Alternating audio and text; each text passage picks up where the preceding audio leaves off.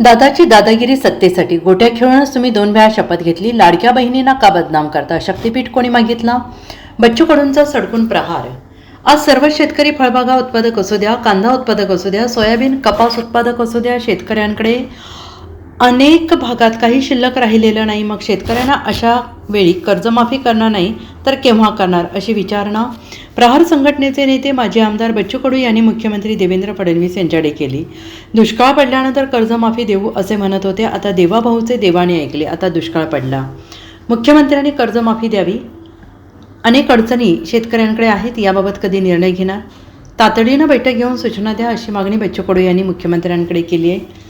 उपमुख्यमंत्री अजित पवार यांचा आम्ही गोट्या खेळतोय का या वक्तव्याचा सुद्धा बच्चू कडू यांनी समाचार घेत सडकून प्रहार केला आहे.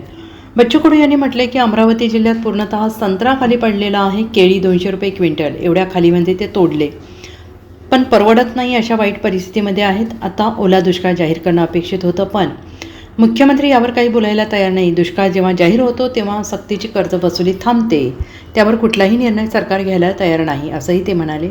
सरकार देऊन 10,000 रुपये देईल.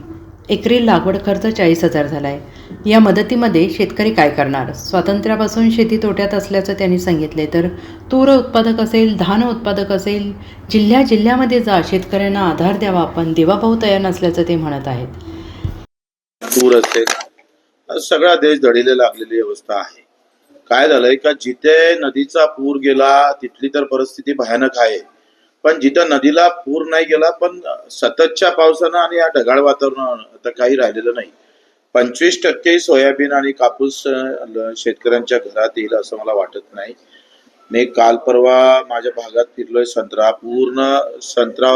झाडावरचा संत्रा पूर्ण खाली आहे, म्हणजे शेत पिवळे दिसायला लागले सगळा संत्रा खाली आल्यामुळं. सगळ्यावर मोठी अडचण आली. केळीचे भाव तर देशामध्ये सगळ्या इकडे पाऊस असल्यामुळं केळी 200 रुपये क्विंटलनं एवढ्या खाली, म्हणजे ते तोडाले पण परवडत नाही.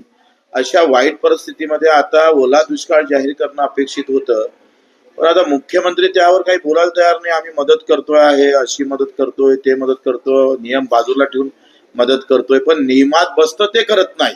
नियमात काय आहे का ह्या जेवढ्या परिस्थितीमध्ये दुष्काळ जाहीर करणं क्रमप्राप्त आहे, हे कायदेशीर बाबी ते करत नाही. आणि दुष्काळ जेव्हा आम्ही जाहीर करतो तेव्हा त्याची सक्तीची कर्ज वसुली थांबतंय, इतर सगळे कर थांबावं लागतं. त्यावर कुठलाही निर्णय सरकार घ्यायला तयार नाही. भुलभुलैया सुरू आहे. जायचं शेताच्या बांधावर जायचं, पत्रकार विचारतं कर्जमाफीचं, मुख्यमंत्री सांगतोय आम्ही असा निधी देतोय, उत्तर द्यायला तयार नाही हो मुख्यमंत्री. म्हणजे त्यांनी असं म्हटलं होतं, मला ते अजूनही ते डोक्यातून जात नाही तो शब्द, का दुष्काळ पडल्यावर कर्जमाफी देऊ. झाला, आता पडला दुष्काळ, झाले तुमचे शब्द खरे. तुम्हाला दुष्काळाशिवाय कर्जमाफी करायचीच नव्हती, तर निसर्गानं देवाभाऊचंही देवानं ऐकलं आणि दुष्काळ पडलाय. हे व्हायलाच नको होतं. खरं तर दुष्काळ पडणं हा चांगली गोष्ट आहे, आणि आमचे मुख्यमंत्री म्हणतोय दुष्काळ पडल्यावर कर्जमाफी देऊ. टोचतंय ते अजूनही म्हणाले. दुष्काळाच्या काय झळ लोकांना पोहोचत आहे.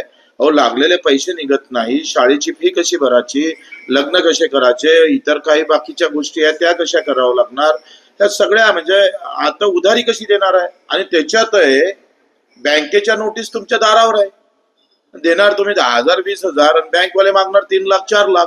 त्याबाबत बोलाले काही नाही. वसुली थांबली का तुम्ही? थांबवणार आहे का तुम्ही? त्याबाबत कधी निर्णय घेणार? अधिक काय गारपीट लोक गावं वाहून गेल्यानंतर निर्णय घेणार का? तातडीनं बैठक घ्या, सूचना द्या. भाऊ, मला काय करायचं ते कळतं.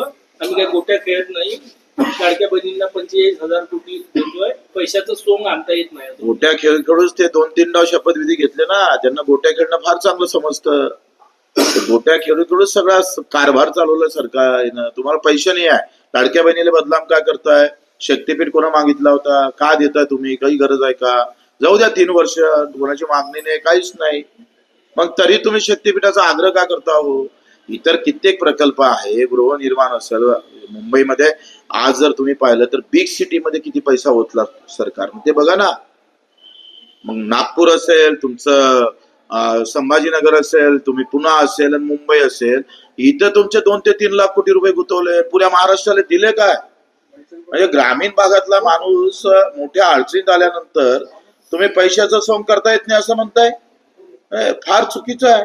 अहो साधा डीपीडीसीचे 200 कोटी कमी करा, सगळ्या क्लास 1 आणि क्लास 2 चे ऑफिसर जेवढे आहे किंवा जे काही आहे त्याच्यातून पगार कट करा. आरामशीर 1,00,000 कोटीची बचत होऊ शकते तुमची. Bureau report SVN Marathi, Amravati.